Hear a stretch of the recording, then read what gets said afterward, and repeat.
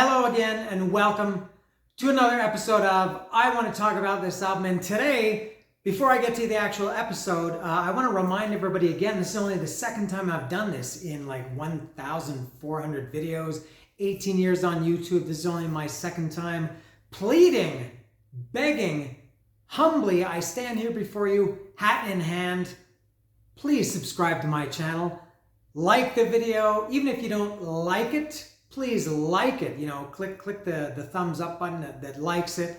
And if you feel like it, you can leave a comment. If you want to interact with me, make a funny comment, a smart-ass comment, say something rude to me, you can do so down below.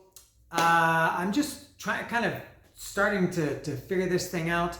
And I've always done these videos for fun, but they are quite time consuming. And I put a lot of effort into them, including today. These are notes just for today, a full page I've written for this. But really, and I see so many YouTubers. I've been watching a lot of YouTube in the last month or so, and I see a lot of YouTubers I have 11,600 subscribers, and my videos sometimes often get less than 100 views. And I see these people that have channels that have a few hundred subscribers, and they're asking for donations, and they have a Patreon and a members thing, and buy me a coffee or buy me a cup of coffee, whatever that website is. I don't want to do that. I don't think I'll ever do that, although you never know. But please, I'm just asking, subscribe. I would actually really like it if you watch the video. If you think that I'm worth your time, that would be great. But please like the video, and if you feel like it, like I said, if you want some interaction, you can leave a comment. I respond to almost all of them. It's very rare that I don't. Although if I get too big, then I might have to tamp it down and say stop making comments because I can't reply to them. Okay? Thank you, and thank you for watching. And now, today, I'm going to talk about a band that, add this if you're new here, because you might be watching because I've never talked about this band before. It's Pink Floyd, and there might be some Pink Floyd fans. I'm sure Mike Pratt hates Pink Floyd. And I was going to say, you can add Pink Floyd to the list. I've talked before many times about how many bands I used to hate. The Doors, Led Zeppelin, Bon Scott era, AC/DC. The Beatles, never really hated them. The Stones, never really hated them, but never got into them. Well, Pink Floyd hated them. So I would even say, not even add them to the list. I would even say put them at the top of the list of bands that I just hated. Couldn't stand. And I think the reason for that was, one, I was a dumb kid. Now I'm an adult and I'm maybe hopefully a little bit smarter. But I was a kid, and I just had a really bad attitude, I guess, towards when I was, 12, 13, 14, 15, 16, 17, 18, 19, 20, 21, towards most things that were not metal. And to me, Pink Floyd was just like the other bands I talk about. They were a band for the old guys. When I was in, grade 9 in high school, or grade 7, or 8th grade, whatever, if you're American or Canadian, it was the older kids, high school, I guess. So when I was in grade 9, it was the kids in grade 12 that liked Pink Floyd, Bon Scott or AC/DC, Led Zeppelin. I thought, that's for old people, the 17, 18-year-olds. I wanted to listen to Iron Maiden and Metallica, a little bit later, Metallica, 83, 84, it was Metallica. I want to listen to Motorhead and bands like that. And all these other guys were too old, and in Pink Floyd's case, too mellow. So to me, they were like the burnout band, the stoner band that I didn't care about that kind of music. I didn't associate with the kind of people that listened to Pink Floyd. I had a really bad attitude towards Pink Floyd and I guess Pink Floyd fans back then. If you're one, I do apologize for my youthful ignorance. But as time goes by, you want to open up a little bit. And I got this record, and here it is here. It's called The Wall. You've probably heard about it. I got this, I guess, about a year ago, and this is one of the ones. There are a few. Jimi Hendrix, Are You Experienced? He was another one that I used to hate. Michael Jackson, Beat, Thriller. What other records have I done? There were a few where I bought them. I thought, why did I buy this? What am I doing listening to this or buying this? Because I had never bought them before. This is the first money I've ever spent on Pink Floyd. I got this maybe close to a year ago. I guess and it was a very good price, and it's brand new, as you can see, especially for a double record. I thought, you know what, it's a good price, and I need to expand and broaden my horizons. It kind of reminds me of, people who, the expression well-read. People, you should be well-read, and he's well-read, and, it's such a good thing. You're so smart if you're well-read, and I think the purpose of being well-read is that you can tell other people that you're well-read, and you can talk about books all the time. And I think it's just a means to try to impress other people. That's kind of what I think I'm doing with music, although I don't know who's going to be impressed that I'm listening to Pink Floyd, The Wall. But I wanted to, some of these records that I talk about, Thriller and Jimi Hendrix and some of these other ones, they are obviously legendary albums. Pink Floyd, The Wall, there's no doubt about it. These are legendary. I thought, and I should have, because I'm a big music fan, I should have some of these in my collection. So I got The Wall. And today was the first time ever that I listened to this album. There were only, I guess, 3 or 4 songs from this, and there are 26 or 27 songs on it. You can probably guess the 3 or 4 that I'd heard before, maybe even 2 or 3. But as I said, this is the first money I've ever spent on Pink Floyd. No, that's not true. Sorry, there was an exception. I guess around the time that this came out, I did have the 45, the single of Another Brick in the Wall Part 2, and that's it. Loved that song when I guess that was probably around, this came out in 79, so I remember where I lived. It was probably 1980 when I got the single of Another Brick in the Wall. I guess it was Part 2. Other than that, I've never seen Pink Floyd live. I've never, as I said, bought any of their records. I've never had a Pink Floyd shirt. I'm not going to run out and buy a Pink Floyd shirt. But I saw this for a good price. I thought, all right, if I'm going to get a Pink Floyd record, I know there's The Wall and Wish You Were Here and Dark Side of the Moon. I guess Division Bell I know was a later one. And I thought, all right, I got to go get one of the classics. And I looked and I found that this one was the best price. So I thought, this is the one that I'll buy. It had nothing to do with the track listing or anything. But this is, like I said, it's a legendary album. So that's why I bought it. And I was also under a very, very big misapprehension about Pink Floyd until a couple years ago. My good friend Kevin Montavon, who I've referenced quite a lot in these episodes. I think it's been quite a while since I've mentioned Kevin, but a couple of years ago, maybe 2 or 3, 4 years ago, we were talking about Pink Floyd, and Roger Waters he's played here in Mexico City many times here. I've lived here for 18 years. I feel like Roger Waters comes here every 6 months.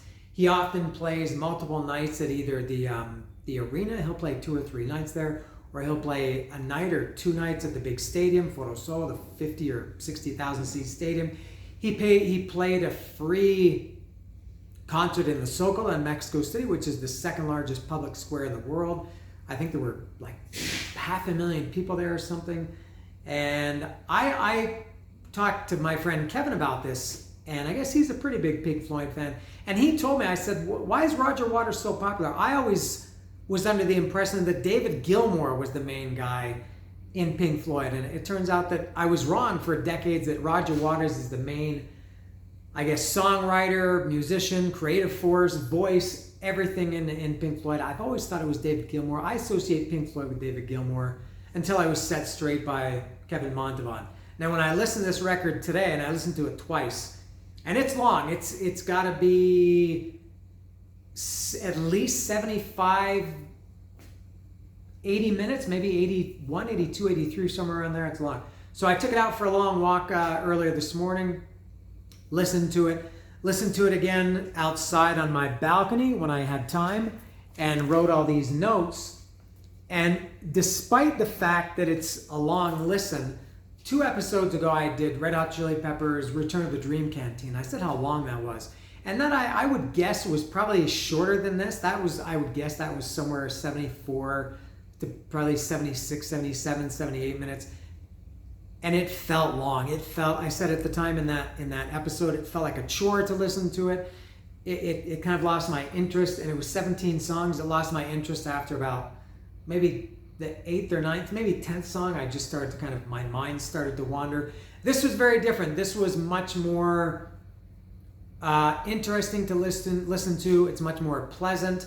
When I listened to it for the second time to write the notes, it just felt more interesting. I was more involved in it, paid more attention to it. Because, and I think that's because Return of the Dream Canteen, the Red Hot Chili Peppers album, it's just 17 songs of basically pretty much the same kind of tempo, the same feel. The Wall, it's all over the place. Obviously, it's a concept album. To be honest, I have no idea what the concept album is, and I know it was a movie too. I've never seen the movie. I'd kind of forgotten even that it was a movie, and I don't know what the concept is. It reminded me of, I'm a pretty big Who fan. I love the Who. I never hated the Who, but they were kind of one of those bands that were for the older kids. Although I really, really, of all those bands, I love, of the classic 60s, 70s bands, Who is top of my list for sure, far above Beatles and Rolling Stones and everybody. And this reminded me of Tommy. Now, I love Tommy, but I still don't know exactly what the story is. I know it's a deaf, dumb, and blind kid, and he was molested and everything, and he wants to break free, and he was, it's a boy, Mrs. Walker, it's a boy. I kind of know the concept, but this reminded me of that, I guess because it is a concept record.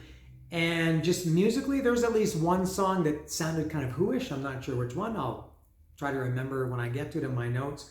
But I really don't know what the story about The Wall is. So this is my invitation. Leave a comment down below. I know I could go on Wikipedia and read about it, but I don't want to do that. Or I will eventually, but tell me in 2 or 3 sentences, what is The Wall about?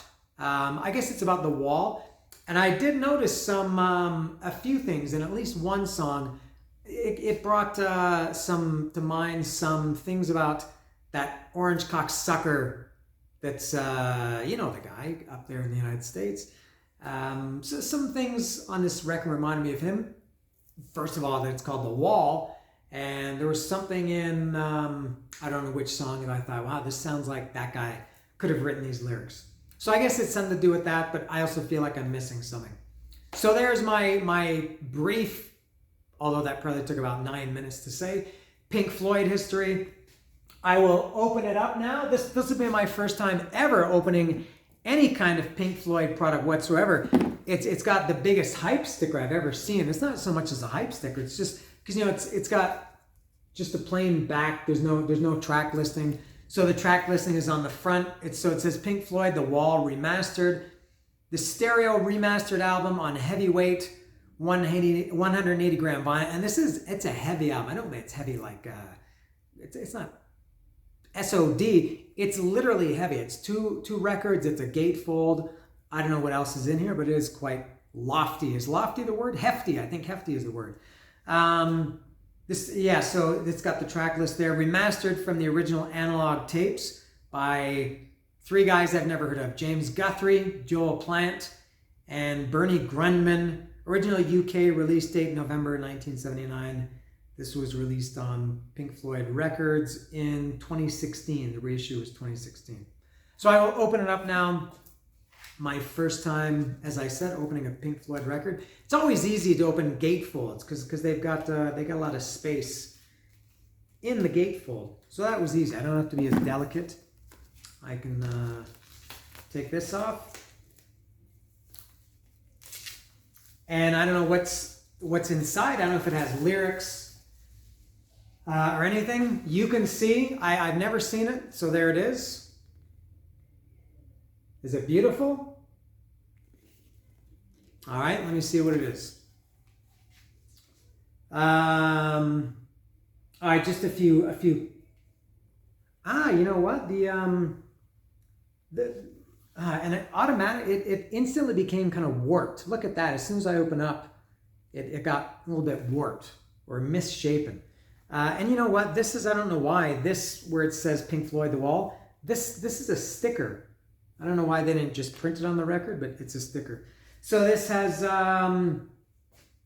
produced by Bob Ezrin. Of course, I'm familiar with Bob Ezrin because he produced Kiss Destroyer and Revenge. Also produced by, words and music, Roger Waters. See, I didn't know that. Except Young Lust, Waters and Gilmore, Comfortably Numb, Gilmore and Waters, Run Like Hell, Gilmore, Waters, and The Trial, Waters and Ezrin. Co-produced and engineered by James Guthrie. Lots of engineers on here, sound equipment, blah, blah, blah. So some credits here, some backing vocal credits, some crazy illustrations here. I think the movie was it an animated or a live action movie? I think it was animated. No, was it like an acid trip movie? I really don't know. I know less about the movie than I don't know about the records. You know what? And I see the problem right away. And look at this. It's actually difficult to close too. I can feel just trying to pull the sleeve out that it's a tight fit. It seems that they should have made this a little bit looser. The Temple of the Dog record, which I did, I don't know, 4 or 5 months ago, was similar. It was very difficult to get those records back in the sleeve, and I think this is probably going to be the same. Oof. All right, so it does have the lyrics. All right, although very, very difficult to read. It's in funky writing. And let's see what the record looks like. I think it's just black, otherwise it would state otherwise. Yeah, there it is. And I have to say, this is good, thick. It's almost like not poster paper, like Bristol board, something like that. Which is probably why it's so misshapen and warped, because it's thicker and heavier. And I'll check the other one. That one came out a little bit easier. There they are. All right. And I guess I can get to the track by track now, which I'll put that down because there's no track listing on it. So I'll just go for my notes. And really, it looks like a lot of notes, but that's what it is. It's a full page. So this record, as I said, is somewhere in the 78 to probably 85-minute range. And it took me a long time to do this because I had to pause it several times to write my notes, and which is why you should be liking the video and subscribing and ringing that bell for notifications. It took me a while to get through this. I had to write things down, and some of the songs, a lot of the songs are very short, a lot of filler on this record, and so I had to pause to write things down. So the first song is it's In the Flesh with a question mark. So it's not in the flesh, it's in the flesh. I guess that's the tone of voice, in the flesh, really? And I'll talk about the track listing a little bit too. This song is, the times of the tracks. This is 3 minutes and 20 seconds, and I wrote down who I think was the singer on each song. Now, the bands that have two main singers, obviously Kiss, Paul Stanley and Gene Simmons. You could even include Ace and Peter. King's X has Doug Pinnick and Ty Tabor. The Beatles, obviously, with 4. Who else? I don't know. And for me, with Kiss, it's the easiest thing in the world, but I'm not sure. And if you're a Pink Floyd fan and you're watching this, you're probably going, what an idiot this guy is. He can't tell the difference between David Gilmour's voice and Roger Waters' voice. I guess I can, but there were a few that was pretty clear, but there were a few that I'm not sure of. But I'm pretty sure this was Roger Waters. Now, this was strange. It had a quiet intro. When I listened to this today, both times, I listened with my earbuds, my Bluetooth earbuds. And I hate Bluetooth a lot of the time. So I put them in and I played it, and it started playing, and I thought that, and my earbuds, sometimes they don't connect properly. Or sometimes very rare that I turned the volume down, and it sounded very quiet. So I turned the volume up and it was already up. And it just was like, I guess like a trick. There was kind of a quiet intro. And then, so I thought there was something wrong with my earbuds. And then when it came in, it was actually kind of these big, kind of very different from what I thought about Pink Floyd, these kind of bombastic drums, kind of like a hard rock guitar, courtesy of David Gilmour. This was one of the songs, maybe there's another one that I thought was kind of Who-ish. It reminded me a little bit of The Who, just because it was kind of a big, brash song. It sounds like, if not for the story, it sounds like musically that like this would have been the last song of the album, not the first. And I think it's Roger Waters. Next is, and there are 26, so was that right? 26? I think that's 26 or 27. I got 25. Next is The Thin Ice. I love this song, man. This is really, really good. And this song, and there's another one later. I talked about Cadaver, the Isolation tapes, I don't know, 3 months ago maybe, and said that I didn't really like it. And I'm the massive Cadaver fan. I have a big Cadaver tattoo on my leg here. And because I never heard this song until today, I thought, man, this sounds, Cadaver totally stole or was influenced by, maybe not by this song, The Thin Ice on the Wall by Pink Floyd, but maybe more broadly speaking. And I talked about Dead Kennedys a week or two ago. And there were two songs on Fresh Fruit for Rotting Vegetables. One was Drug Me, and the other one was, I can't remember what Holiday in Cambodia, that were also reminiscent of Cadaver. So maybe Cadaver is influenced by these bands that I didn't really know about. But this really, really, really, if you're a Pink Floyd fan and you're still watching, thank you, first of all. Go listen to the Isolation tapes by Cadaver. Not any particular song, just any song, and just very reminiscent of the Thin Ice. This, I'm sure, was a David Gilmour vocal. I loved his vocal. I think I definitely like David Gilmour's voice better than Roger Waters. I thought the song was excellent. Although short, it's only 2 minutes 27. I feel like it should have been longer, but I feel like I would have enjoyed it more if they had fleshed it out. And there are at least two other ones like that. Next is Another Brick in the Wall, Part 1. I really don't think I'd ever heard even this song. Obviously I knew Another Brick in the Wall, Part 2. As I said, I had the single. This did have the same vocal melody and kind of the same bass, and kind of the guitar kind of sounds similar like the guitar in Part 2, but that's it. Next, number 4, The Happiest Days of Our Lives. This is 1 minute 51 seconds. A little bit of an it's only a minute 51. It's Roger Waters, I think. It's really more filler, kind of an interlude between Another Brick in the Wall Part 1 and Another Brick in the Wall Part 2. The intro of The Happiest Days of Our Lives reminded me of Eye of the Tiger by Survivor. It had that kind of big dramatic dun dun dun intro. Next is Another Brick in the Wall Part 2. As I said, I had the single, loved it. Always, when I was a kid, when I was like 10 years old, I thought this was probably other than Ace Frehley and Eddie Van Halen. This was the greatest guitar I'd ever heard. I love the guitar solo in Another Brick in the Wall, and just the guitar throughout the song, but especially the solo. And what else can you say about that song? It's I guess one of the all-time classic songs. Got very tired of it for probably most of my teenage years and into my 20s, 30s, maybe 40s, but I have to say, when I listen to it today, I really liked it a lot. Next is Mother. This is another one that I wasn't familiar with at all, except Pearl Jam. And I've said this about Cadaver, and I don't know who else I said about that. I'm the biggest Pearl Jam fan. And they covered Mother, I don't know when it was, maybe 10, 12 years ago on tour. I think they did it several times. I think maybe now, I don't think they do it anymore. They used to do it a couple of times a tour, and I heard it. I thought, oh, this is a really good song. It was only today when I heard the Pink Floyd version. Love it. And I'm not sure, I put that I thought it's both Roger Waters and David Gilmour singing this. And I don't know, but I love Mother. Love. Maybe this one or another is, maybe this is top 3 anyway from this album. Next is Goodbye Blue Sky. This is 2 minutes 47 seconds.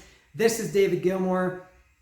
The acoustic guitar in the intro of Goodbye Blue Sky, totally, and I can't believe in all these, I'm the biggest Metallica fan you'll ever know, and I've been listening to Metallica since 1983, and I've never, in all my years, decades listening to Metallica, all the years online, I've been online since 1995 or 1996, and all the music forums I've read, all the Metallica sites, I've never heard anybody bring this up before. Goodbye Blue Sky sounds exactly like, or I should say, Fade to Black sounds exactly like Goodbye Blue Sky, like almost shockingly similar for, a very small snippet, a small portion, but there's no way I'm the first person to say that or to think that, but I've never seen anybody else say it, which then also reminded me a little bit, not quite as much as Fade to Black, but a little bit of Zombie Eaters by Faith No More. And guess what? I'm also the biggest Faith No More fan you'll ever meet. And which is funny because I never thought that Zombie Eaters reminded me of the acoustic part. Zombie Eaters never reminded me of Fade to Black, but both, I was reminded of both those songs when I listened to Goodbye Blue Sky. And then also, this also reminded me of Goodbye Blue Sky is Goodbye Ruby Tuesday. I can't be wrong. If you listen to that song, if you've heard it, you must know it. It's impossible. It's so close. This one I love. It's a very nice acoustic song. This one I think similar to The Thin Ice. I think I would have loved it so much more, and it's pretty short. Goodbye Blue Sky is only 2:47, but I feel like this could have been just the best song if it had been extended more, fleshed out more. If it weren't part of a story and they could have just focused on it as like a standalone song, I think I would like it even more. But as it stands, no, that one is my favorite. Maybe that one or Mother. Yeah, like it a lot. Goodbye Blue Sky is fantastic. Next is Empty Spaces. It's 2 minutes and 8 seconds. It's just an interlude. It feels kind of incomplete and it's filler. And if you're new watching this, because maybe I'm going to, draw some new Pink Floyd fans. I think typically people that watch my videos are not Pink Floyd fans. When I say filler, I don't mean that in a bad way. Filler is, sometimes it is. There's great filler too. It's just literally, it fills up the album. And I hate saying the word literally. Why did I just use it? But it fills up the album. And in this case, and same with Tommy, there's a lot of filler on there. Filling the gaps between songs, like an interlude. Next is Young Lust, 3 minutes, 30 seconds. This, I think, is David Gilmour. Not to be confused with the Aerosmith song, Young Lust, which was... Young Lust. That was the first song on Pump. I did Pump maybe about 2 years ago. I think I did an episode on that. Wailing guitar solo. David Gilmour... I know, and again, I feel like I'm late to the party. Wailing guitar solo by David Gilmour on Young Lust. Next, track 10. We're up to 10 already. One of my turns. This is 3 minutes, 37 seconds. I think it's Roger Waters. This is another one that reminded me of The Who. It just had, to me, it had the feel, not a particular song. It just felt like a Who song. Next is Don't Leave Me Now, 4 minutes, 16 seconds. Again, I think Roger Waters. This was another one that the main part of the song, or the quiet part of the song, was again, for me, very, very reminiscent of Cadaver, the Isolation Tapes. Again, not one song, but just broadly speaking. Go listen to Cadaver, the Isolation Tapes. If you're a fan of The Wall, maybe you like the Isolation Tapes. Cadaver. Next is Another Brick in the Wall, Part 3. This is, it's another interlude, filler, kind of an incomplete song. It's a little bit rougher than, it's not as smooth as Another Brick in the Wall Part 2 or Part 1. But as Paul Stanley says, now it gets rough. It's a little bit more rock, I guess.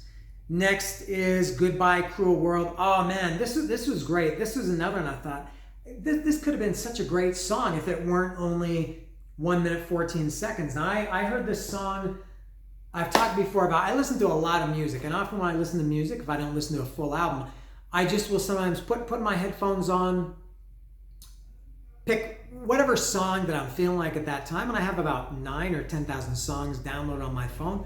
I never listen to Spotify, and I'll pick one song to listen to, and then the rest play randomly. And 6 months ago, maybe, I don't know if I was washing dishes or in the shower or cooking or doing something, and this song came on. Now, of the 9,000 or 10,000 songs on my phone, some I'm very, very familiar with. I can identify them in one, less than one note, instantly. There are other ones that I am quite familiar with, other ones that I'm not too familiar with, and then some that I'm not familiar with at all. This was one, because whenever I buy a record, I always download it and put it on my phone immediately, even before I listen to the actual vinyl record. And as I said, maybe 6 months ago, I was doing something and this came on, and I heard this and I was thinking, who is this? This sounds really cool. And I really liked the feel of the song, and I didn't recognize this Pink Floyd. I had no idea. I had to go to my phone and check, and I think by the time I went to check, it was already over, because it's only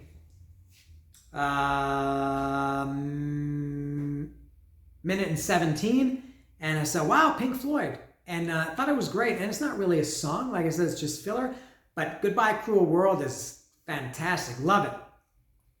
And next is Hey You. This one I did know. Hey You. This is one, if it wasn't on the radio, I didn't know it, and Hey You used to be on the radio a lot. Didn't care about it at all back then. I thought it's okay now. It's not a favorite. There's some of these other ones I like much better. Next is There Anybody Out There? Motley Crue had a song called Is There Anybody Out There on Generation Swine. I think that's what it's called. Is there anybody out there? I think it's just called Anybody Out There. 2 minutes 42 seconds. I think this is Roger Waters, pretty much an instrumental with a little bit of vocals, or maybe it's some spoken word or something. Again, kind of filler, interlude, something like that. Nobody Home is next. This is 3 minutes 23 seconds. I think this is Roger Waters. It's got some piano, some strings, some orchestration, I think. It's a quiet song and nice. I liked Nobody Home. Next is Vera, 1 minute 33. I think Roger Waters. Again, more kind of interlude filler. Next is Bring the Boys Back Home, 127. Just an instrumental filler again. Comfortably Numb. This is 622, David Gilmour. I couldn't have cared less. I would even say I hated this song until some years ago. Pearl Jam also covered this. Notably, I knew it before Pearl Jam covered it, but I saw Pearl Jam in 2015 in Mexico City, and they did Comfortably Numb. I think they did it a few times on that tour. Same with Mother a few years earlier. And David Gilmour sings this one, I think. And I got into it, when Pearl Jam does something, I tend to pay attention to it more. And I loved it, and have gone back and listened to the Pink Floyd version, the original, many times over the years. And yeah, Comfortably Numb is a very, very good song. In the top 3 or 4 on this album, which is saying a lot because there's like 26 songs on this. Next is The Show Must Go On. Queen also had The Show Must Go On, minute 37. Not sure if this is David Gilmour. Filler, again, I think this one is another one similar to 1 or 2 of the other ones I mentioned. Thin Ice and Goodbye Blue Sky. I feel like it would have been a great song if they had, fleshed it out, I think is the term. Next is, speaking of flesh, next is In the Flesh. Now there's no question mark. The first song is In the Flesh. This one's just In the Flesh. And this is 416. It's Roger Waters again. It's basically just a reprise of the first song. Now this is the one I mentioned earlier that there was part of this song, and I wish I could remember the lyrics. I didn't write them down. That made me think like this sounds like some those guys in Germany in the 30s and 40s, and they rounded people up and they were looking for certain kinds of people, and that orange prick in the United States who wants to be president again. It reminded me of all those guys. I don't know if that's being dramatic, but it was something like round up. I don't know the exact lyrics, but round up all the Jews. Round up, I think he said the coons. It was just very, very, this album is 45 years old, but it sounded, for this song lyrically, it sounds like it could apply to 2024. That's what was that? Oh, that's In the Flesh. Statement, not question. Next is Run Like Hell. You know what? God, this is so stupid. Leave a comment down below for how stupid I am. For decades, I've heard this song. That guitar riff. I had no idea that it was Pink Floyd until I listened to it today. When it came on, I thought, oh man, I know this song. This is Pink Floyd. Now, I'm sure I must have known at some point because, man, when I was 10 years old and longer into my 20s, I listened to the radio a lot and this song was played a lot. I must have known it was Pink Floyd, but to me, it felt today like I was learning that for the first time. And it's a pretty good song. Next is Waiting for the Worms. This is 3 minutes 57 seconds. I think both of them are singing, Roger Waters and David Gilmour. Not much to say about this one. It was okay. Next, a few more here. 3 more. Next is Stop, just 30 seconds. Pure interlude filler. Next, the penultimate song is The Trial. 5 minutes 19 seconds. I think this is Roger Waters. I put a question mark. I'm not sure. This was very dramatic. It sounded like I've never been to a Broadway show or any show, but it felt very big and dramatic, like people on a stage, and there's an orchestra down in the pit or something. It was just very, very grand, this song, The Trial. And then the last song is Outside the Wall. It's 1 minute 46. Not so much a song as it is kind of spoken word.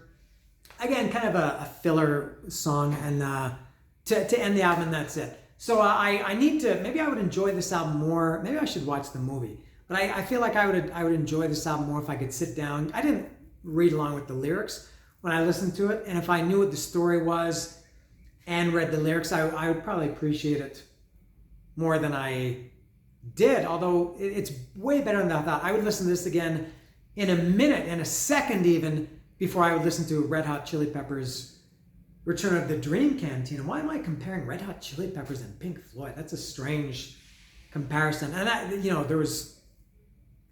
was going to say some time ago, and that time ago would have been earlier today, where I would have thought there's no way in a million years that I would ever choose a Pink Floyd album over a Red Hot Chili Peppers. I'm not the biggest Red Hot Chili Peppers fan you'll ever meet, but from 89 to maybe through the 90s, I was a huge Red Hot Chili Peppers fan. Anyway, so that's all for Pink Floyd The Wall. Thank you for watching, and now remember, help me out if you can, please. I would truly appreciate it if you subscribe and like the video, especially if you really did like it. You can ask me a question. As I said, tell me what I'm missing, whatever you like about this album. And this album is it's a classic. There's no doubt. It's not my favorite album. It's not even in my top 500 favorite albums.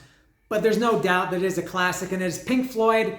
It's The Wall, for God's sake.